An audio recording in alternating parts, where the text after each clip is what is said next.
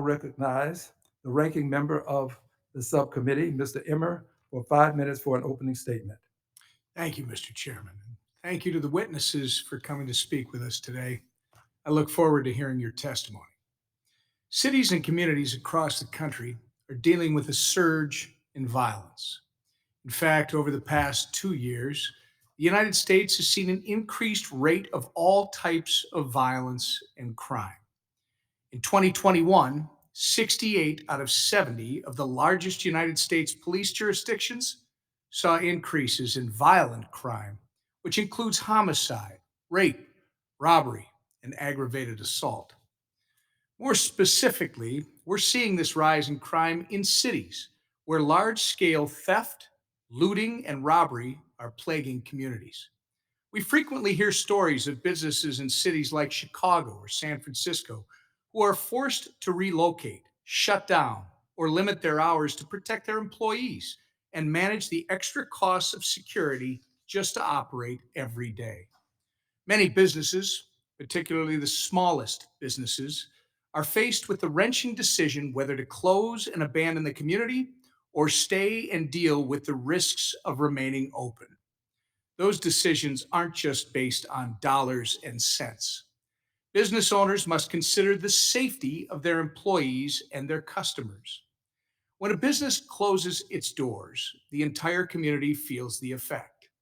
Jobs are lost. Customers must find somewhere else to get the things they need. A vacant storefront invites more criminal activity. The value of homes in the area goes down, and a community begins to deteriorate. In the face of such rampant crime, law enforcement unfortunately does not often have the resources necessary to protect communities. From staffing issues to an ability to enforce the laws, Democrats were the party of defund the police. And these political attacks against law and order have depleted law enforcement morale and resources. Even though our committee does not have jurisdiction over crime, I welcome the opportunity to discuss how violent crime affects a community's economy. Our witnesses can help us understand how violent crime affects local economies and limits the services that are available to communities across the country. For many communities, addressing crime and violence starts with state and local leadership. Soft on crime policies have made matters worse in jurisdictions where crime rates are highest.